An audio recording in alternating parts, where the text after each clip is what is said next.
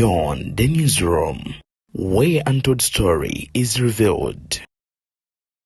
His Excellency Robert Kyagulanyi Ssentamu Bobi Wine yanukudde ebiga okubeera nga ayogera ku nsonga ezabadde Masakatige ne Mathias Mpuuga Nsamba olunaku lwajjo bwe basinkanye ku Lutikko e Lubaga nga bagenda maaso n'okujaguza amazaalibwa ga Ssaabasajja Kabaka Beene Cuucu Gulunyondo ng'aweza emyaka 7 egy'obuto. Bobi Wine avudeyo n'abakati ebigambo byagenda maaso n'okwogera. Kakati omubaka Betty Nambooze bakireke abaddeko ebigambo byayogera Ebuvanjuba nebugwanjuba ewaka wasigalawo ewasinga. Beyond the newsroom gwe mukutu ogukuleetera ekyo ekisinga katiranga naffe ng'oyita ku noti 771 44 53 ne noti 744 26 45 na bino bikulu tetulanga bafere tetulanga basawo ba kinnansi n'abagwa mu koowe eryo mwebale kutuwagira. Thank you.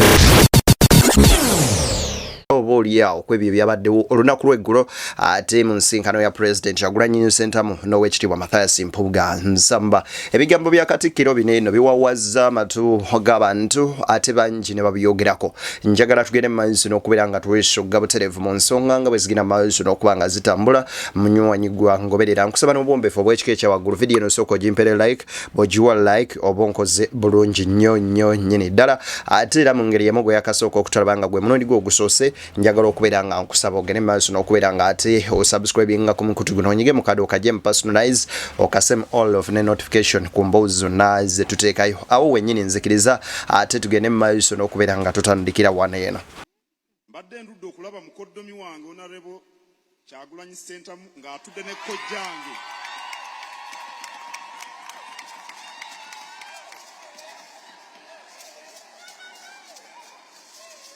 Mukoddomi wange Kyagulanyi Ssentamu mwannyina y'oli gwe yampa ate Mathias Mpuuga kojjange batuddewo mu bedda banyumya.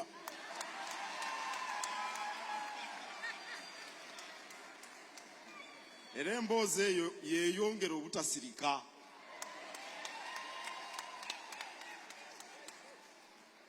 Njagala okusooka okubagamba Ssaabasajja Kabaka gyali mu lubiri alamula Obuganda. Ebigambo bya Katikkiro Charles Peter Mayiga babadde mu Lutikko e Lubaga olunaku lwaggulo nga His Excellency Bobi Wine yagenze maaso n'okusinkana Mathias Mpuuga Nsamba obwedda bakubako okwamanga bwe beetunuulira. Kakati bino bigenze okujja mu kaseera ke kamu nga mutabani wa Chairman Nyanzi Churchill Ssentamu yakamala okubeera nga ate oboolyawo yeekubye ekifaananyi n'omukulembeze w'eggwanga lino Yoweri Kaguta Museveni tebabulwa nga abantu nno bangi ne bavayo ne boogera ebigambo bingi kwe kwali ne Chairman Nyanzi okuvayo n'amugamba amwetondere. So tulabyeko mukulu waabwe yawe oba baba yawe nga bwe bamuyita ng'agenda maaso n'okubeera nga abaako ebigambo byayogera. Wabula okusinziira ku His Excellency Robert Kyagulanyi Ssentamu avudeyo n'ategeeza nti ye ne Mathias Mpuuga tebalina buzibu bwonna. Wabula Mpuuga olw'ensobi ze yakola n'agaana okugenda maaso n'okubeera nga yeetonda oboolyawo ze zamuleetera obuzibu naye nga ye Robert Kyagulanyi Ssentamu Bobi Wine tamuyinaako buzibu wadde akamu bwe kati. Njagala osooka owuliriza ebigambo bino ate era tweyongereyo butereevu nnyo nnyini ddala gwangoberera. Njagala mumanye nti muganda waffe oyo tetulina mpalana naye,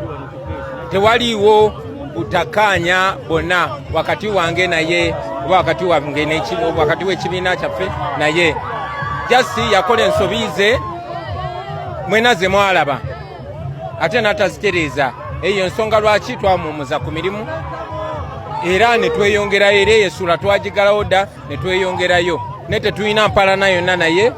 just tetukola naye kubanga yava ku bye tukkiririzaamu, yamenya obwesige. Ebigambo bya His Excellency Robert Kyagulanyi Ssentamu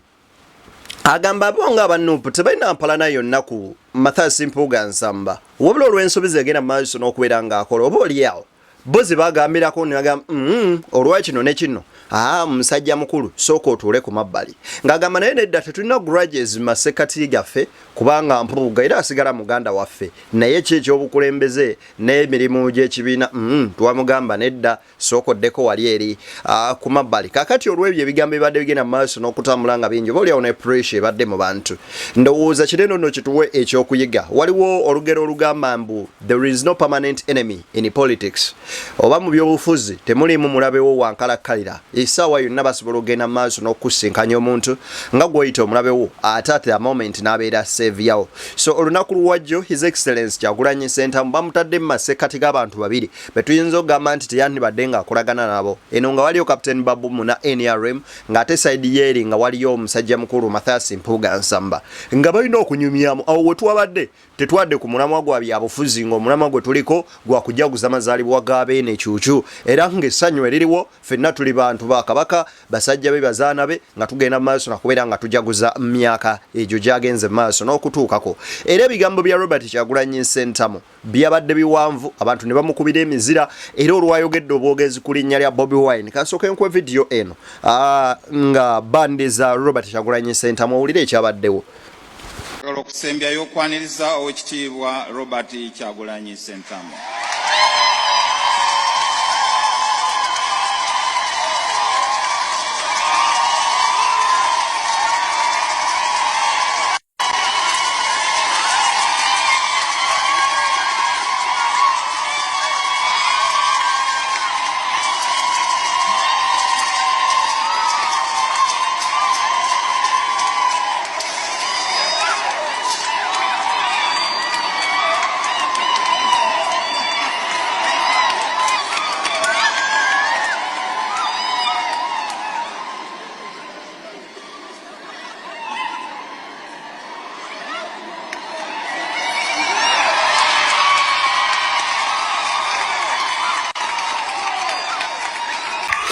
Kabadde kaseera kanjawulo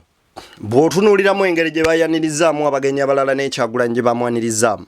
waliwo kano akabinja k'abantu badde bagamba abaana ba Nuupu tebaagala Buganda bavuma Buganda ererere bavumye Kabaka ne bamukola bati ne bavuma Katikkiro ne bamukola bati ne bavuma Nabagereka ne bamukola bati Robert Kyagulanyi Ssentamu olwamwanjudde bwe bati mu kanisa yatambudde bukolokolo n'agenda n'afukamira mu maaso ga Nabagereka n'amubuuzaako nti eradde maama maamu nyogo n'abakyala namulamusaako bulungi maama Nabagereka n'asiima n'akwata Robert Kyagulanyi Ssentamu mu ngalo akabonero akalaga obumu n'okwagala ng'omusajja ayagala ennono ye n'ayagala obwakabaka era n'ekikolwa kye yakoze kyetugenda maaso n'okubeera nga tukyapreciatinga kadde nga kano akalaga nti Kyagulanyi kituufu ebyo byonna bibaddewo era babyogera mu politics. That's why politics is called a dirty game. Waliwo emutuuka nga ne bwaba muganda waba ku side endala mujja kweyisaamu eggaali n'ate ne mumaliriza ne mutuula ku mmeeza ne mulya ne munyumyamuko fedda bakadde baffe baatunyumizanga nti bwe baabeeranga mu lutalo nga balwana walingawo abaalinga mu magye ga gavumenti nga waliwo anka balala abali eno ku ludda lw'abayeekera ne mwami Museveni nga bwe baddanga bano bagamba bannaabwe mwe tugenda kubakuba nga ne bano bagamba mwe we tubasangira tugenda kubakuba olumala okulya emmere buli omu n'abulawo n'adda gyadda ekiraga nti byonna yadde weebiri ne tuli ba Luganda era apate mbo yajja neefuna obuwanguzi bweti era bonna ne badda wamu ne baga kakati tutambuze kinene eggwanga lyaffe ligende maaso neera ne basigala nga ba Luganda newankubaddeyo obaolyawo Mungu yagenda maaso n'okuba tujjako anyway ebigambo bya Honorable Betty Nambooze bakireke maama mukono eri Mathias Mpuuga Nsamba biwulirize okole boti ne boti ekibiina bwe kyateesa ne wakyaliwo omwagaanya ogwo gw'okwetereza okwogera ku ekyo nti tuterere tudde wamu yes kasita Mpuuga atuukiriza ekibiina bye kyamusaba okukola tekyali kimu ekyo tekyali kimu ekyo ekisinga obukulu kyali kyakukkiriza nti si kirungi kubeera mu ofiisi n'ogikozesa kwefunira bintu biyamba gwe muntu over and above your official payment akwate milioni 5 azizzeeyo ze mwogeraku nkugambye ebintu byali very clear one mwalimu ekyokubeera nti okwekuba mu mutima musinze kusinyidde ddala kyemba neegayirira Maliyo mberereve emirembe gyonna bamalayika bonna n'abatuukirivu nammwe baganda bange okunsabira eri Omukama Katonda waffe kubanga ffe buli we tugenda okusaba misa tumala kwetonda kiteeberezebwa nti omukristu yenna okusoma misa n'okusembera n'osembera oba wamaze kuleka bibi bye by'emabega bw'oba tobirese deni oba olimbye Katonda naye nze ntabagana naawe mu kyaki nenkulaba ng'osembera nga bwe nengedde leero ne mwanyinaze Mpuuga nga n'okusembera asembera mu mutima kinjigira nti yamaze kwenenya bibi bye byonna era n'abireka era nti n'alyoka ajja n'asoma misa buli we tuba tugenda osoma misa kye tutandikirawo tusooka kwemenya kakati ate kyensuubira nti eri muntu ayagala kulimba Katonda kakati bw'obanga weenenyeza bw'oba olina ekibi kye wakola oba ogenda kukireka oba olina ekyamu kye wakola oba ogenda kugenda eri banno bagambe nange bannange nakkiriza nti kino kikyamu nti kino kikyamu Honorable Betty Nambooze bagireke okusinziira ku ye agamba nti ebintu byonna Mathias Mpuuga abimanyi jjukira nti Betty Nambooze ono okuva mu DP munne wa Mpuuga era bali bati ne bajja mu DP block nga bali bati esawa y'olwaleero we baatuuka ow'embogo Nambooze ne Kyagulanyi n'agamba Mpuuga wano nedda jjukira nti bagamba ku kakiiko akatuuza Mathias Mpuuga nsamba okubeera nga bamutuuza mu kyebitaano era otuuka okukkiriza nti yabitwala kaliko Betty Nambooze era agamba nti ffe ekibiina nga ffe kye tuwamusaba ng'akakiiko abimanyi byalina okubeera nga akola okudda ng'agamba it's not too late for him to come back naye ebimwetaagisa okubeera nga akola bikoleddwa era ffe tetumulinaako buzibu wabula nti bw'aba yakutta akadde n'agamba nti kagenda asembere kitegeeza yeenenyezza so Mpuuga bw'aba yeenenyezza ogw'ebitaano asobola okuzzaayo kati ziweze 610 kye babawadde asobola okuzzaayo ate oba oliawo munywanyi ensonga nezigenda maaso olw'okubanga bazitambuza bwe batyo naye okusinziira ku Betty Nambooze ye agamba nti it's not yet too late for something to be done Mathias Mpuuga okudda naye ng'agenze maaso n'okubeera nga otoba oliawo yeenenya naye kino bwe tuba tulina obutakkaanya mu byobufuzi tetujja bireeta ate ne mu nzikiriza kyovulaba I appreciate His Excellency Robert Kyagulanyi Ssentamu Bobi Wine ekikolwa kye yayolesezza ku lunaku lw'eggulo nti yalaze maturity ate n'alaga n'abo abagenda maaso n'okubeera nga balowooza nti nno tebasobola kutuula wamu n'abalaga nti eno n'eno era ng'akiraga nti ensobi zino zonna weeziri naye ate kino tulina okubeera nga nakyo tukikwasaganya nga bwe kiri so nga tugenda mu maaso n'okubeera nga tuli mazuukira ge tugendamu maneereka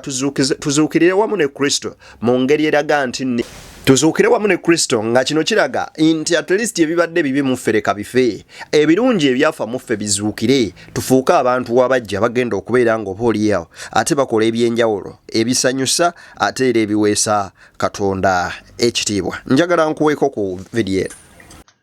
oyinza okuba tolabye ti Mwami Kyagulanyi abadde atudde wakati wa Francis Babu ne Mathias Mpuuga era bombi abadde anyumya nabo eno Babu musajja w'NRM eno Mathias Mpuuga ye muna NUP eyewaggula ennaku zino n'atandikawo ekisinde kye tutamanyi gye kinaggwera naye nga president najja ne bamutuuza wano wakati in fact president saagadde omulabire ku sayidi emu nti ku mukono gwe ogwa kkono ebadde etuddeyo Mpuuga naye ne ku gwa ddyo ebadde etuddeyo Babu naye nga kye tubaddemu eky'obukristu ekya Buganda kitugasse ye muntu amanyi kubanga pulezidenti waffe si abadde asalawo wawaatuula tebamaze kutwebuuzaako nga batugamba nti naatuulewo naatuulewa mwali kiganyi eyo yenteekateeka gye twasanzeewo era nga terina buzibu gye tuli kwabadde atudde ku lukalala okwo kubadde kuliko n'owekitiibwa Erias Lukwago olidde nga bw'ova ku Francis Babu nodda ku mukyala we mukyala Babu Ziwana Ntongo ngodda ku Erias Lukwago era ne Ugandan bwe tunaamala okuginunula nga Kyagulanyi yafuga buli munnayuganda yenna ajja kubeera wa mirembe wakati mwekyo kyakkiririzaamu. Ekyo kyekigambo kye mbadde nninda mu mukulembeze yalinga Betty Nambooze okujja highlighting agende maaso n'okubeera ng'atangaazaamu nti bwe tuba tulaga nti nno omuntu okuliraana omuntu oba okufulumira mu kifaananyi nti kibe nnyo nti gundi abadde n'oli nga batudde wamu nga lwakuba balina enzikiriza ez'enjawulo. Kaakati Watifu nga Kyagulanyi yakutta obuyinza buli agenda maaso n'okubeera nga takkiriziganya na bukulembeze obwo aba waakutibwa bannatulugunyizibwa ng'ebimu ku ebyo bye tugamba nti bitatambudde bulungi mu gavumenti eno be bantu abavayo ne bagivuganya ne bayisibwa ng'ekyonzira oba ekyokuttale ne bagenda maaso n'okubeera nga batulugunyizibwa. So ndowooza eddiini zino eno n'obuwangwa ze institution ezetwasiga zikyasobola okutugatta awamu newankubadde nga tulina enzikiriza ez'enjawulo n'ebintu ebyobufuzi bye tukkiririzaamu nga byanjawulo. Sekikolwa ekyakoleddwa olunaku olw'eggulo kitulage nti ffenna mu nkomerero tuli muntu omu era tulina okubeera nga twetaagisa okubeera obumu newankubadde ng'enzikiriza ezimu oba bye tukkiririzaamu byawukana. So nze nsagala kubeera nga oba oli awo commenting a lot naye okujjako okwebaza nti His Excellency Robert Kyagulanyi Ssentamu yaliyolesezza obukulu obw'ekika ekyawaggulu ne leadership mentality eyabadde ey'ekika ekyawaggulu ennyo kuba olwalaba banyumizaamuko n'amukwata mu ngalo n'amubuuzaako so buli omu nebeera topic of the day. Naye ate kaneeno saagala mukeerabireyo nti waliwo element endala gye tutalina kubuusa maaso nti bano abantu babiri basatu waliwo kye tuyita the big three mu music industry. The big three, that is Chameleon, Bebe Cool ne Bobi Wine. Bonna mu wiiki eno babadde ne events naye nga buli omu yeetikka amawulire olunaku olulwe kubanga ku lunaku lwa Saturday Chameleon yakomawo mu Uganda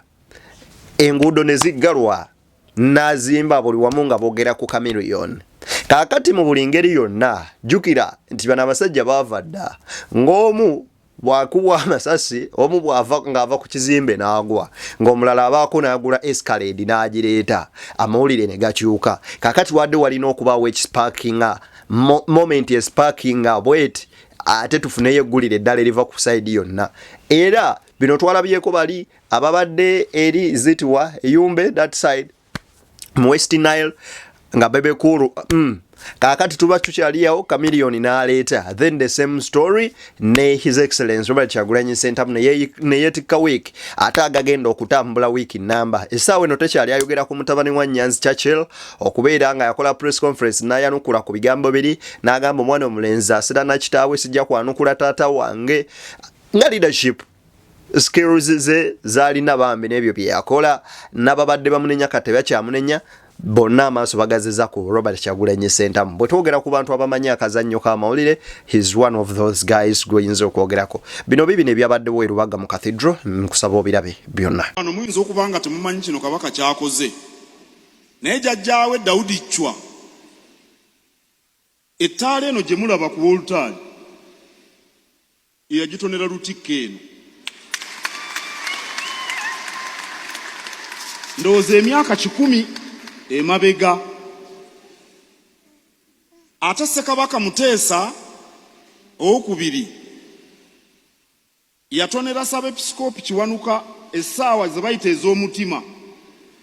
Mumanye essaawa ey'omutima bannaye neddira mutima waliyo essaawa ey'omutima ndowooza mu nnyumba ya Ssaabasumba ekyalimu Ssekabaka Edward Muteesa yagitonera Ssabepisikoopi Joseph Kiwanuka.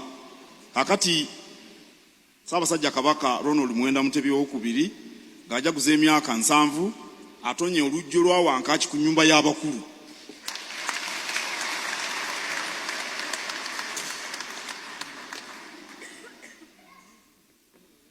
Tubeebaza nnyo mwenna abazze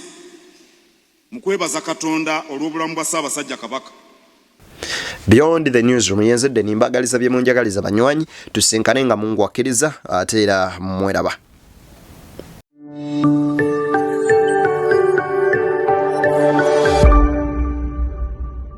Beyond the newsroom, where untold story is revealed.